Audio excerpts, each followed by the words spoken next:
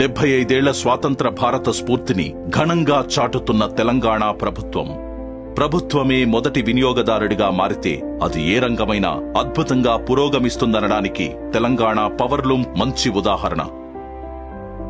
మువ్వన్నెల జెండాల తయారీ బాధ్యతను పవర్లూమ్ కార్మికులకే అప్పగించింది. తెలంగాణలోని ప్రతి ఇంటిపై ఎగరవేయనున్న 1,20,00,000 జెండాలను 5,000 మరమగ్గాలపై ఇక్కడే తయారు చేస్తున్నారు. 5 కోట్ల రూపాయల విలువైన జాతీయ జెండా వస్త్రం తయారీ, రంగుల అద్దకం, జెండాలు కుట్టడంతో పాటు ప్యాకింగ్ పనుల్లో సుమారు 2,000 మంది నేతకారులు నిమగ్నమయ్యారు. తెలంగాణతో పాటు దేశంలోని 12 రాష్ట్రాల నుంచి జాతీయ జెండా తయారీ ఆర్డర్లు రావడంతో మువ్వన్నెల రంగుల్లో తెలంగాణ మెరిసిపోతోంది.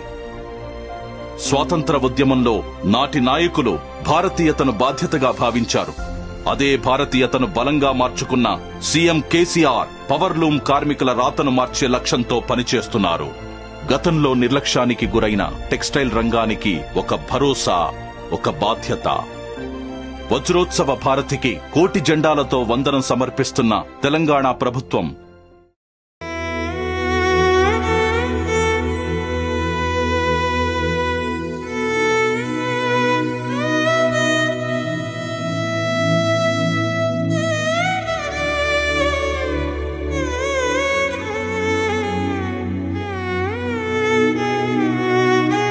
స్వతంత్ర సమరయోధుల స్ఫూర్తితో భారతదేశ వజ్రోత్సవాల వేడుకలను విజయవంతం చేద్దాం.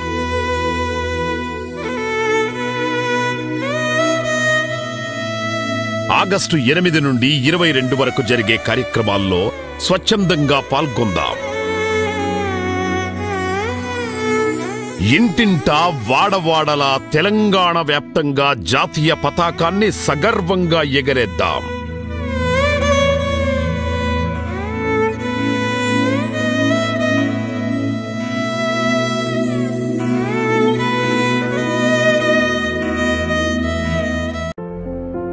డెబ్బై 75 ఏళ్ల స్వాతంత్ర భారత స్ఫూర్తిని ఘనంగా చాటుతున్న తెలంగాణ ప్రభుత్వం.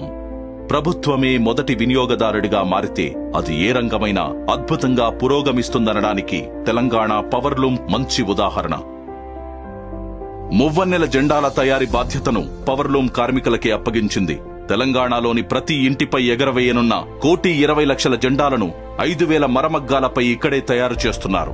5 కోట్ల రూపాయల విలువైన జాతీయ జెండా వస్త్రం తయారీ, రంగుల అద్దకం, జెండాలు కుట్టడంతో పాటు ప్యాకింగ్ పనుల్లో సుమారు 2,000 మంది నేతకారులు నిమగ్నమయ్యారు.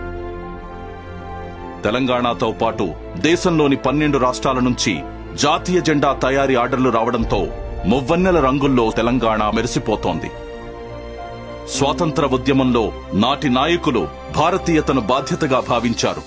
అదే భారతీయతను బలంగా మార్చుకున్న సీఎం కేసీఆర్ పవర్లూమ్ కార్మికుల రాతను మార్చే లక్ష్యంతో పనిచేస్తున్నారు. గతంలో నిర్లక్ష్యానికి గురైన టెక్స్టైల్ రంగానికి ఒక భరోసా, ఒక బాధ్యత. వజ్రోత్సవ భారతికి 1,00,00,000 జెండాలతో వందనం సమర్పిస్తున్న తెలంగాణ ప్రభుత్వం